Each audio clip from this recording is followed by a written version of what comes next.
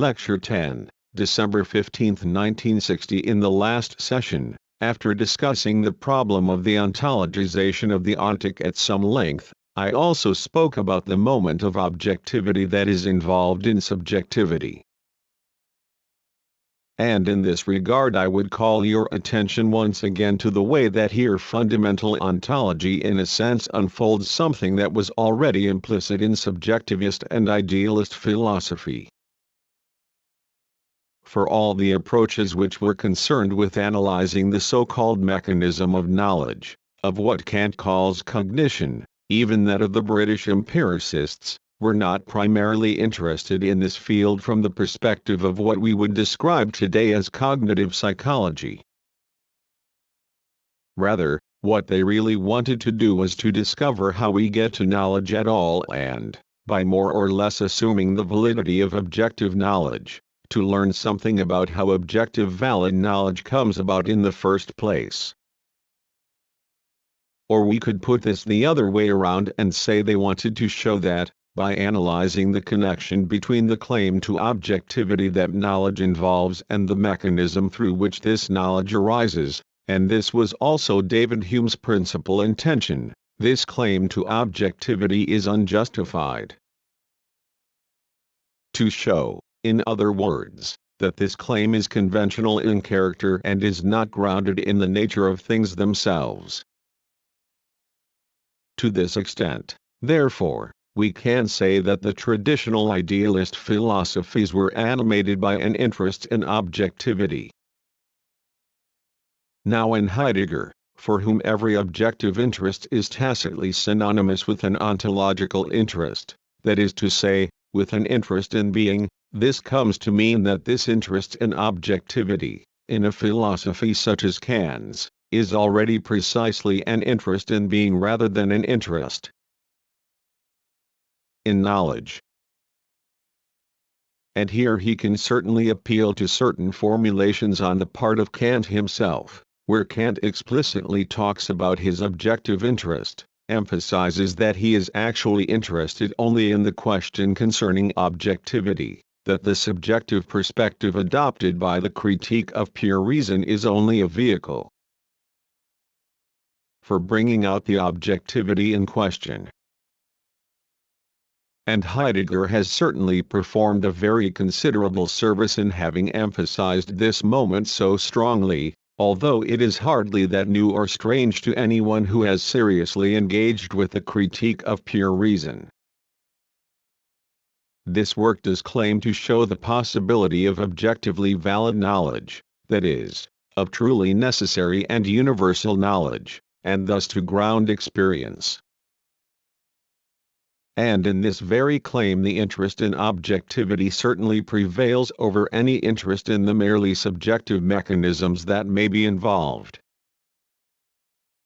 And this is naturally also closely connected with the anti-psychologistic approach that Kant emphasized in his revision of the first edition of the Critique, and which formed the basis for the second edition.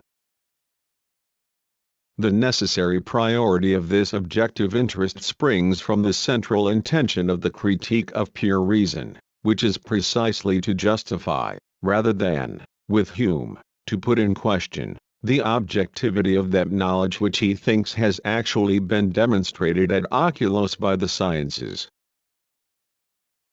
But Kant's ruse, as it were, or, since I have spoken of Heidegger's trick, we might also say Kant's trick, in his attempt to provide a stringent justification of this objectivity is to use the same analytical means which Hume himself, the man who crucially roused him from his slumbers, had expressly used to do the opposite, namely to dissolve this objectivity. Behind all this, of course, we can basically recognize a moment that goes further than this, and which can be formulated in general terms, if the interest of philosophy in this borderland between metaphysics and epistemology, where all of the questions we are talking about actually reside, were indeed merely an interest in subjectivity, then epistemology would simply amount to the tautology that the subjectively constituted aspect of our knowledge is, precisely, subjective. But it is just here, I believe, that we find the source of what I would call a misinterpretation of Kant. We must certainly concede Heidegger's claim that Kant's perspective is ontological and, indeed, in a certain sense metaphysical. The critique of pure reason, to the central problem of which Heidegger actually dedicated a substantial book, one and which is in fact undeniably relevant to all of the questions that we are discussing here, is ultimately a work of vindication. And it is actually very hard for us today to grasp how this work originally produced the very opposite impression on so many readers beyond the narrowest sphere of so-called professional philosophers. For they specifically enrolled Kant under the name of the all-destroying one, too, as those of you who are pursuing German studies or are particularly interested in literature will immediately be able to understand from the fate of Heinrich von Kleistri now the situation which confronted Kant was one of radical nominalism, for which the claim that concepts can articulate intrinsic reality had disintegrated, while this nominalism also sees that, once this claim is completely abandoned, something such as knowledge and truth, and all of that, could no longer really exist, even though the latter nonetheless appeared in its eyes, and this is the relevant thing here, to be vouchsafed by the rigor of mathematics and the natural sciences and also of logic, even if this was known only in its imperfect older form. And this is why Kant attempts, and this is a problematic which indeed returns throughout the subsequent history of German idealism, to rescue or vindicate the moment of realism, in the sense of conceptual realism, or the moment of the objectivity of knowledge precisely by recourse to subjectivity. What Kant envisages here is indeed something like a kind of ontology. I have to concede this to Heidegger, albeit one that is subjectively mediated, precisely because the subjective critique of ontology, or in other words the entire prehistory of Western nominalism since William of Ockham, cannot simply be erased at the stroke of a pen. But this interest in vindication, or what could also be described to some extent, namely from a theological point of view, as an apologetic interest, that we find in Kant is still an interest that is mediated with the critical or subjective element that is characteristic of nominalism. And this is precisely the problematic that governs the entire history of German idealism, which takes Kant as its point of departure, and which you may even take as the formula that opens up the way for you into these thinkers, and especially into Schelling and Hegel. For while they all seek a certain absolute, a certain objectivity, namely the absolute as spirit, they discover this objectivity within themselves, so to speak. They encounter it within the realm of subjectivity upon which the increasingly subjective and self-reflective thought of the modern age has been thrown back. I should also point out, incidentally, that this conception of the subjectively mediated character of objectivity can indeed still be traced, albeit in an extremely attenuated form, as I would put it, in Being and Time, for here too it is the analysis and understanding of Dasein, in a certain sense a subjectively oriented analysis, which is supposed to provide the categories that then prove decisive for the analysis of being. It is this very moment that Heidegger later abandoned, even though it cannot be banished or thought away from the genesis and thus also from the inner structure of his philosophy all the same. Now the pseudos or mistake in his ontological interpretation of Kant, it seems to me, and the thing which also reveals the problematic character of his own way of doing philosophy, is precisely the moment that I would describe in Hegelian terms as the subjective mediation of objectivity. and this is why at this point I wish to say something further about such interpretations of the history of philosophy. What we find in Heidegger, as I believe I have already indicated, is that subjectivity has become the scene or arena, as it were, of ontology. And this kind of thinking, for which being appears or manifests itself only in Dasein, naturally still harbors something of that earlier subjective moment. At the same time it loses what was so decisive for this earlier form of thought, that is, for this earlier form of modern subjectively directed thought. In other words, it loses that moment of subjectivity which appears in Kantian philosophy under the name of spontaneity and in Hegelian philosophy under the name of labor. For now, and this is the phenomenological legacy of the doctrine that Husserl had already developed, namely the idea of the pure intuiting of the thing in question, subjectivity is actually introduced as a kind of pure receptivity. And that is what I meant here when I spoke of a scene. Subjectivity becomes that to which being manifests itself, yet without that moment of activity, or that function, as Kant also occasionally puts it, properly being acknowledged at all. Now of course this remarkable reduction or denigration of the concept of subjectivity, which incidentally has unfolded rather gradually and step by step, is by no means merely contingent or just the expression of a passing mood, something that might simply be traced back to an exaggerated claim to objectivity on the part of ontology. On the contrary, this reflects something more, and this should reveal the full gravity of these things to you, should reveal to you how the mistakes involved in a significant contribution are also themselves deeply motivated, and goes back to the way in which, historically speaking, the subject, the human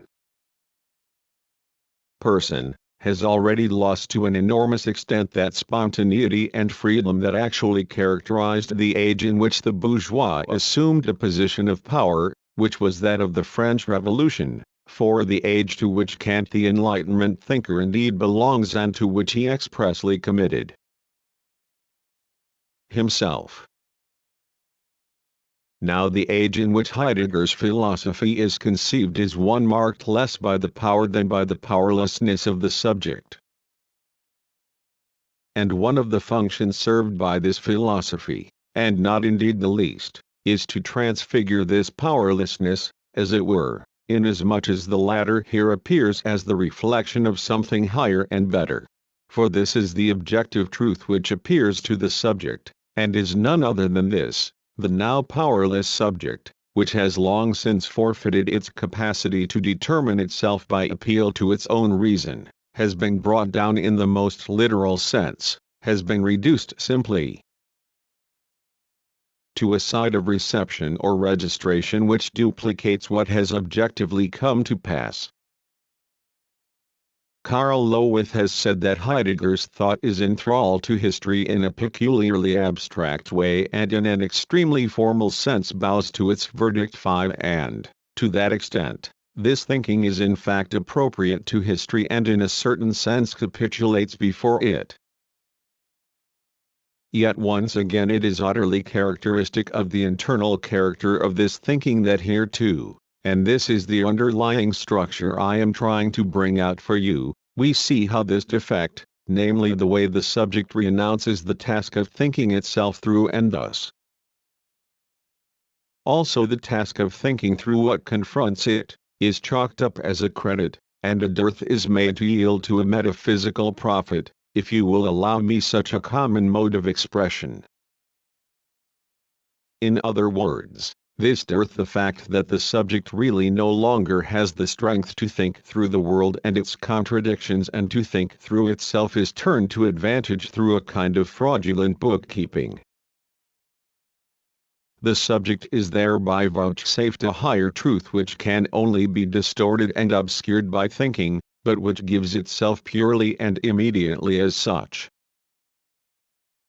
I believe that you must bear this dimension in mind all the time if you are really to understand the way that ontology occupies this peculiar intermediate position between subjectivity and objectivity. For being, since it already involves Dasein, is also characterized, if we may employ an expression such as characterize here, which I emphatically doubt, by the fact that it is adiaphoron. In other words, being is indifferent to the distinction between subject and object, and these two moments cannot really be distinguished within it. And this inseparability, if you want to put it like that, this indifference of subject and object within being, is indeed specifically claimed by this philosophy, like every other lack or sis, as its unique prerogative. I believe that this more or less effectively concludes the preliminary observations which I wanted to make in advance regarding the philosophy of being, even if this has taken me rather longer than I had originally intended, which is certainly the fate of a lecture series, if not exactly the fate of being. Now my intention here, as I said at the beginning of these lectures and might also repeat at this crucial turning on our path, is not simply to try and convert you, as it were, by indulging in polemics against ontology or lining up arguments to counter it. For there is something precarious about the process of argumentation itself in this sphere, as the phenomenologists and ontologists have in part quite rightly seen. And in fact people generally proceed according to the rules of a logic which itself stands above everything, although it needs to be justified in the first place 6, not indeed in relation to being, but certainly in relation to the whole field of considerations in which this philosophy, and what I think as well, is rooted. My intention, therefore, is to lend greater weight to this engagement with Heidegger, to save it from what we might describe, with an expression of Kafka's, as an empty happy journey, 7 precisely by addressing a range of problems connected with the so-called ontological need. In other words, I shall try and bring you closer to the questions under discussion here by exploring the needs which have inspired them. I may thus be able to free you, at a rather deeper level, from the suggestive power that emanates from these things by prompting a certain self-reflection on your part with regard to these needs. This seems better than just presenting you, within the sphere of these already constituted needs, with various counter-arguments which a dialectically accomplished opponent might then simply meet in turn with new counter-arguments. But I would not wish you to misunderstand me here. I believe I certainly owe it to you to present fully developed analyses of the decisive concepts which are involved, and thus above all of the concept of being itself. I have already thought about these analyses and can only hope we shall get to the point in this semester where I can present them properly for you in detail. But I feel it is preferable here, in order for you to understand the functional role of these analyses, if I begin by exploring the entire complex of this ontological need, or, if you are uncomfortable with this expression, of those specific needs which have inspired the effect that has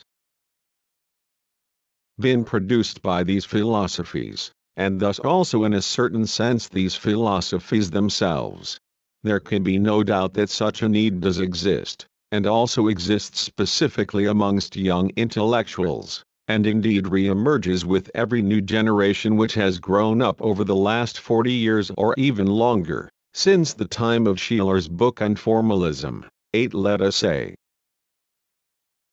Now it is quite evident, if you will allow me a sociological interjection here, that this need is by no means a pure and spontaneous one. For what sociology today so variously describes with the expression compulsion to consume also extends to the concept of being.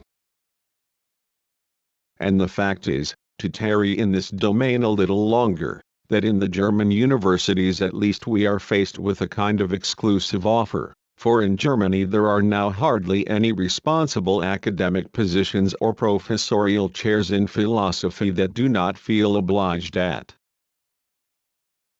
least to show that they are somehow worthy of what has been achieved by Heidegger and Jaspers. And even those thinkers who for political and other reasons are extremely critical of both philosophers, but especially of Heidegger, still appear to be captivated, in a way I find really hard to understand since I have never experienced this spell myself, by this kind of thinking and seem unable to sever the umbilical cord entirely in this regard.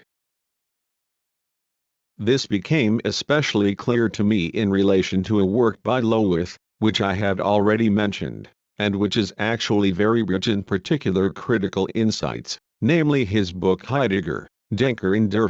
Zeit, Thinker in a Barren Age. 9. The question is whether it is really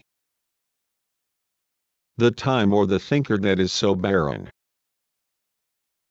Here I am simply anticipating these critical issues in order to go on and discuss the question of this need with you in all its significance. Now the need in question also certainly involves a certain degree of imitation.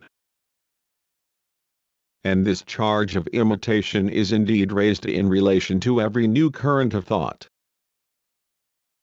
One always speaks of fellow travelers in this regard. And through my own experience in matters of art I am all too familiar with the way in which people who dislike new and radical art on the basis of traditionalism and academicism attempt to discredit such art by claiming that all those involved with it are duped by those in charge, or by describing them as nothing but fellow travelers who fall in with the ruling fashion, as if the poetical products of a Carassa or a Weinheber by contrast were actually above fashion rather than beneath it. We should thus be rather skeptical about such suspicions towards alleged fellow travelers and generally be very careful about entertaining them. Yet I believe in the case of the philosophy we are talking about here that these suspicions mean something rather different. Thus a young sociologist 11 may deck out some otherwise quite primitive and indeed trivial and innocuous reflections on the housing situation and the position of the family in this regard with a whole battery of categories from Jaspers, such as the concern for human existence and similar things, and we find that all of this, along with the simplest questions, such as the way that landlords try and charge the highest possible rent to ensure that they themselves do not go without, gets sanctified under an ontological halo as a concern for existence.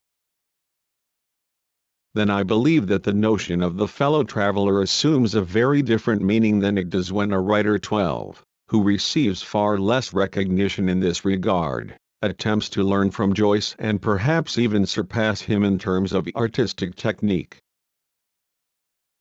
The formal similarity in the role of fellow traveler here should not simply lead us to overlook the significant differences of achievement and other substantive differences that come into play in such a case. For it is a very popular trick in contemporary cultural life to try and defame intellectual and cultural attitudes that we find uncomfortable by characterizing them formally in the same terms as the position they wish to contest. And this effectively serves to devalue them, so that anyone who criticizes the concept of Bindung, of a certain commitment or attachment for example, is immediately accused of speaking from an engaged position too, and thus of being equally committed in turn. Yet the crucial difference in this regard is silently ignored, namely whether this engagement is an engagement on behalf of autonomy, or whether, as the concept of Bindung already implies, it is the moment of heteronomy that essentially predominates.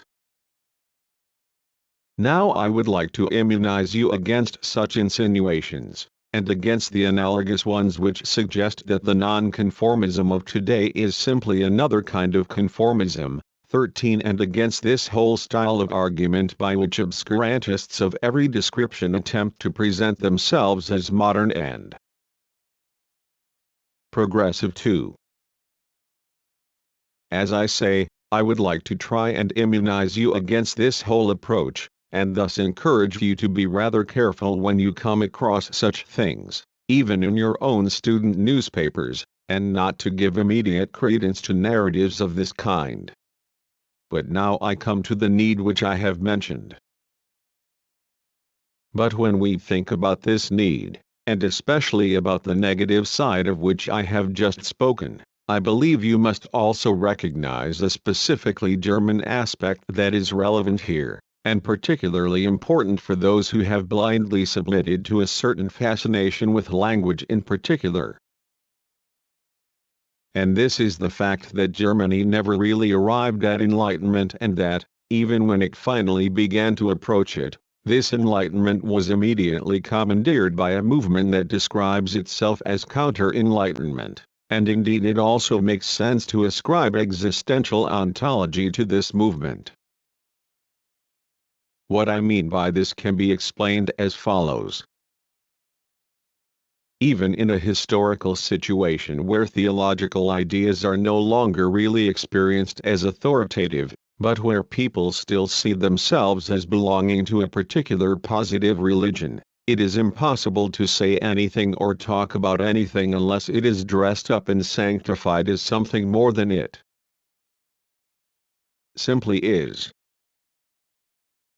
This hallowed thinking par excellence, this thinking that promises at every moment to be more than it is, although it requires no more actual content from anyone than could be required of any lively young man in enlightened times, furnishes as I believe one of the essential moments which many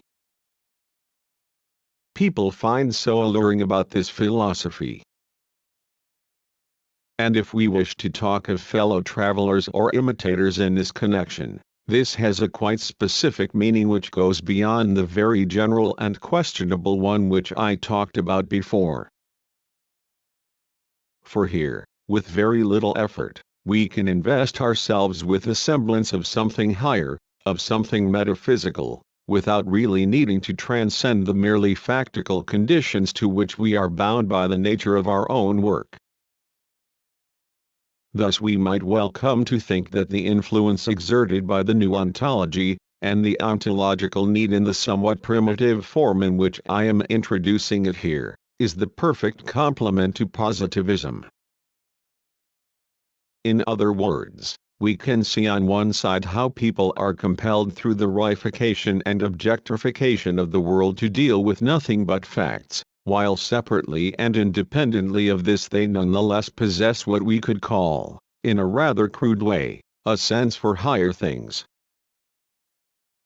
And the most felicitous way of combining this sense for something higher with the fetters of facticity, with a sober reality devoid of imagination, is for mere facticity, without intrinsically changing at all, to be presented in a manner which creates the semblance that it is more than it is, that it is already possessed of meaning. Now I believe, and you will allow me to speak quite openly to you here, that if you examine this need, which is so deeply rooted in all our German culture and education, you will probably find one of the reasons why you, or at least quite a few of you, feel so addressed by this philosophy, if I may use its characteristic language here. Indeed I can say, for I by no means exclude myself in this regard, even if I never fell under Heidegger's spell, that in my own book on Kierkegaard, written over 30 years ago, I find there are certain aspects of the language employed which certainly belong to this same dimension. And I would also like to add that we should not make things too easy for ourselves here. When Heidegger resisted the appalling pedantry and pseudo-scientific thoroughness of the philosophies which flourished in the neo-Kantian atmosphere of Marburg and Heidelberg, but also amongst those influenced by Dilthey, and reminded us that what Kierkegaard called the how of communication 14 is itself essential to its truth, and when. He thereby emphasized the crucial significance of language for philosophy. This certainly performed a major service, at least for those who were still quite unaware of these things. And the fact that other people, such as Karl Kraus, actually did this better and more radically cannot be held against Heidegger. It is also quite clear that it is undeniably essential to philosophy that it can never be exhausted by confining its attention to the merely factical. For everything merely factical and particular is always more than merely itself, precisely because it is also a moment or aspect of some further context that extends beyond it, and it is certainly the task of philosophy to remind us of this moment, as Heidegger rightly recognizes. But the mistake, if I may use this rather pedantic expression once again, lies as it seems to me in the following. What I have just described as a moment, as this philosophical moment of transcending the particular, consists for philosophical reflection in the way the merely factual is never merely itself, is also always more than it merely factually is, but this is now immediately conferred upon the factual particular itself. And its own merely factual character is expressed in a way that makes it appear as if it were already more than it is. In this connection it is entirely characteristic that words which in the first instance point towards the sphere of mere factuality, such as the substantivized form of the copula is or the expression dessen, come to play such a distinctive role in this philosophy, and indeed make it possible in the first place.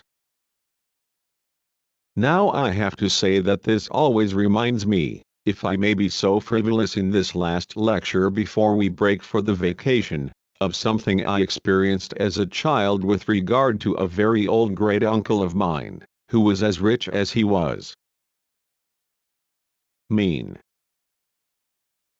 When he wanted to present my grandfather, his brother-in-law, with a gift, he would take out a single orange wrapped in fancy paper and, holding it between his fingertips, would offer it with an elegant gesture and simply say, "Valencia." And I always sense something of this gesture Valencia when I hear this philosophy dispensing its primordific words 15, and I think you should be on your guard in this respect.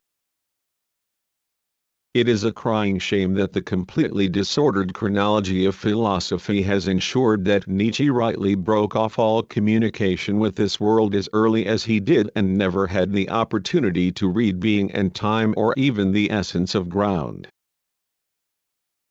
For he alone would have known how to call these things by their proper name. I believe that if you look at the writings expressly directed against Wagner, and especially the case of Wagner, you could readily extrapolate what he would have said against Heidegger. And I think that if you could actually perform this feat of imagination that I am proposing to you, and envisage such a Nietzschean critique of Heidegger, then for penetrating insight it would surpass anything which I can offer you with my modest powers in these lectures. Yet it must also be added that the ontological need is an index of a lack. And it would be a shameful forgetting of what we have learned from Hegel if we simply tried to dismiss all this in ways that might amuse and gratify me, and perhaps you as well, but without recognizing that moment of objectivity and that element of necessity which is involved in it. One can and must say that philosophy, at least here in Germany, and I harbor the persistent suspicion that this holds for other countries too, or at least that academic philosophy after the time of Hegel, has failed to offer what those who engage with philosophy actually expect of it.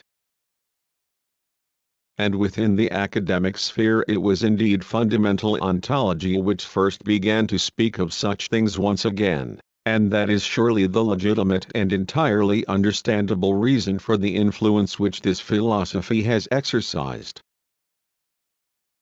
for philosophy that was simply pursued as a special branch of study has in fact hardly been able to touch anyone seriously anymore. And in many respects such philosophy lagged behind the current state of society, and behind its current level of consciousness. And I believe that what proved so fascinating and alluring about this whole new philosophy for those who had not become intellectually dulled is precisely that it appeared at least to have overcome this lack of contemporaneity, this seeming indifference and irrelevance, through the dignity of the matters which it undertook to address. Lecture 11.